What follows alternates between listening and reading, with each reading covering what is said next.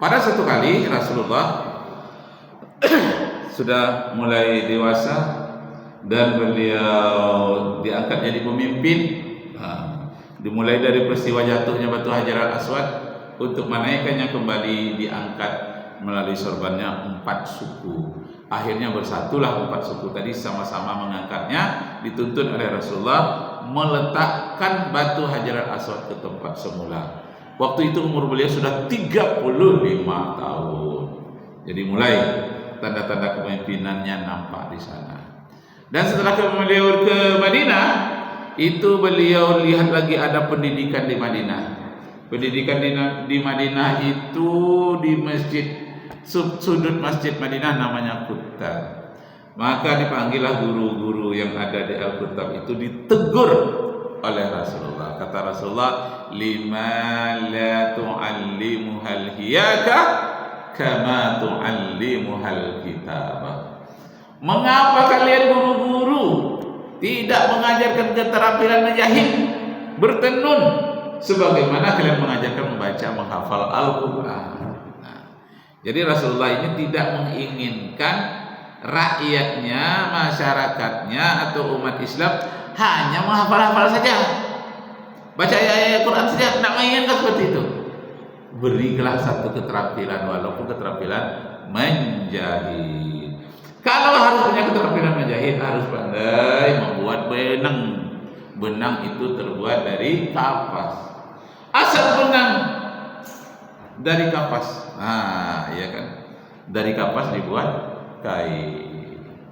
Yang lama jangan dikenang, sudah terlepas, sudah menjadi orang lain. Itu betul Melayu ya. Yang lama jangan dikenang, sudah jadi orang lain katanya. Nah, jadi kapas tadi dulunya diimpor dari Mesir, dari Persia. Setelah masa Rasulullah tanam sendiri, dibuat pintar benang sendiri, ditenun sendiri. Jadi dia tak tergantung sekali pada yang impor. Tapi tidak pernah mengekspor, bisa untuk pakaiannya. Jadi teguran Rasulullah itu berlaku sampai hari ini. Kalau kita mengajarkan agama, jangan agama aja diajar, berikan keterampilan sedikit.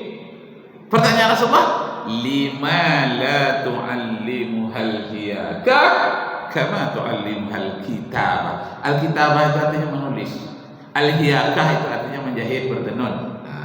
Lima la tu'allimuhal hiyaka kama tu'allimuhal kitabah. Kenapa tak diberikan keterampilan bertenun sebagaimana diberikan keterampilan membaca, menulis, menghafal Al-Quran?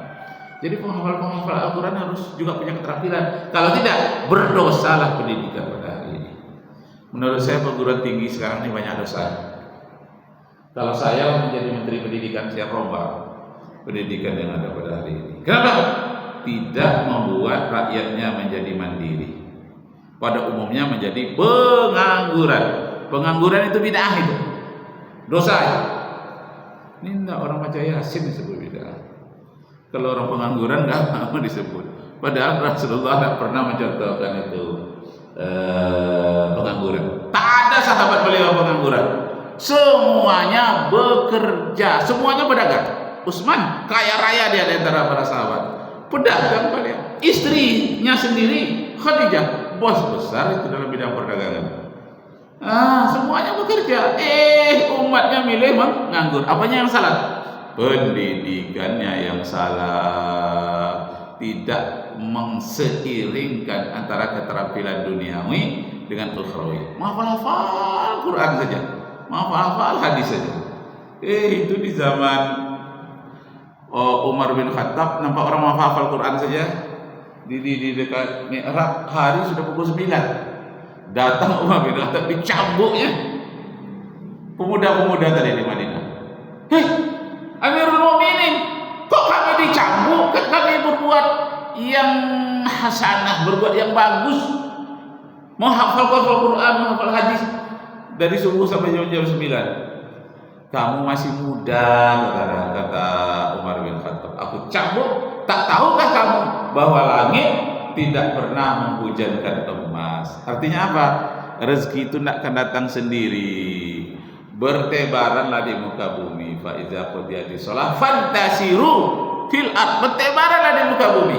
mencari rahmat karunia Allah. Diterangkanlah oleh Umar bin Khattab. Barulah pemuda-pemuda tadi mau dia bekerja. Nah, tapi jangan lupa juga menghafal Quran. Mentang-mentang dia sedang menghafal Quran dicabut, besok tidak mau lagi, silakan. Tapi ada waktunya.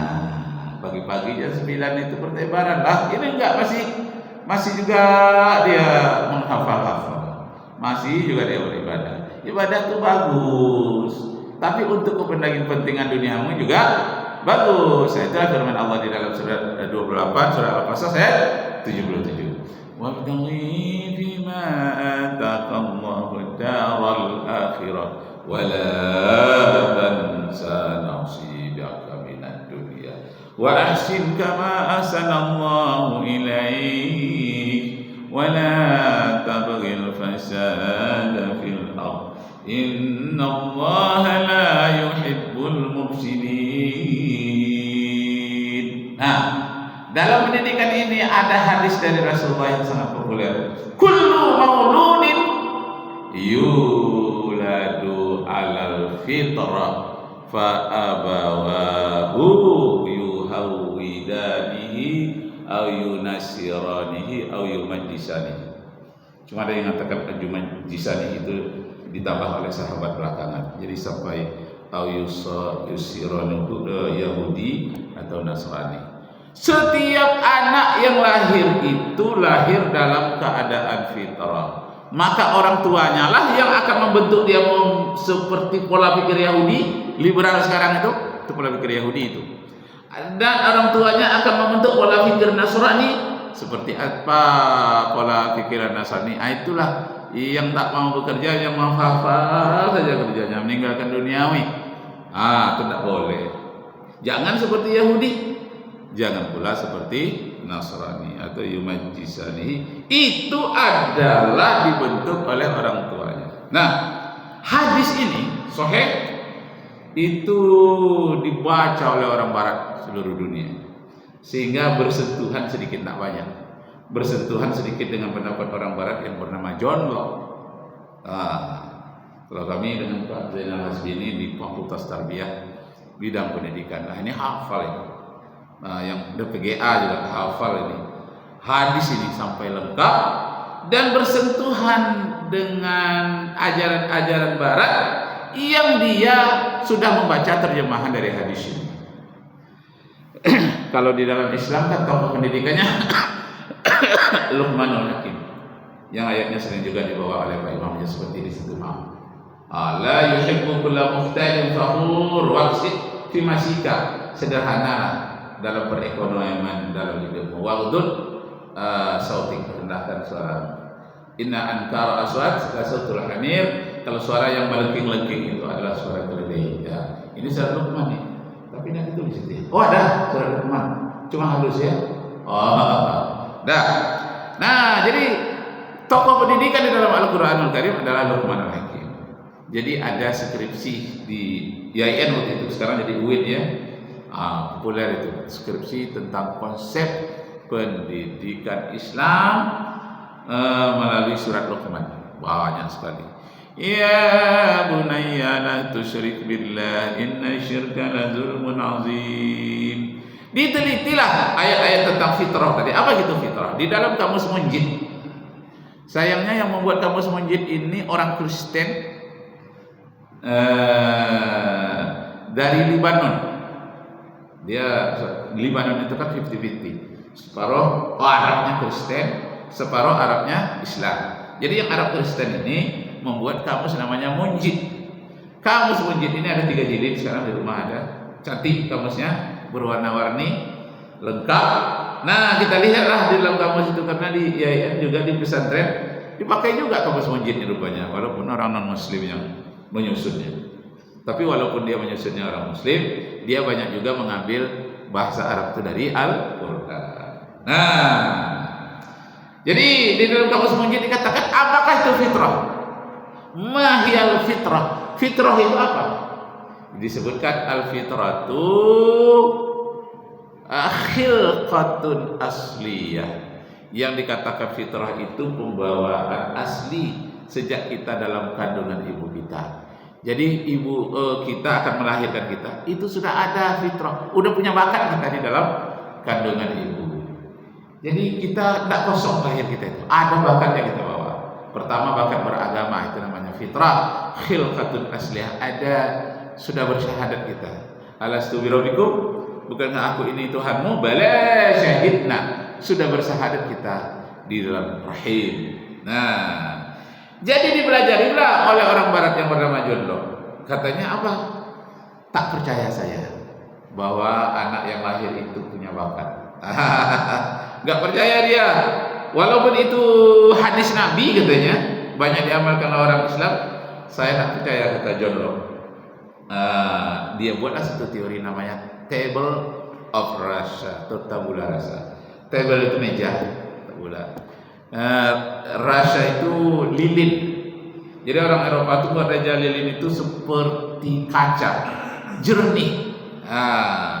Jadi anak lahir itu menurut dia seperti kaca yang jernih, tak ada warna apapun, warna putih tidak, jernih aja seperti kaca.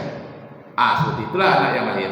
Maka orang tuanya memberi warna, bisa putih, bisa hitam, bisa kuning. Itu menurut dia, menurut John Locke tadi.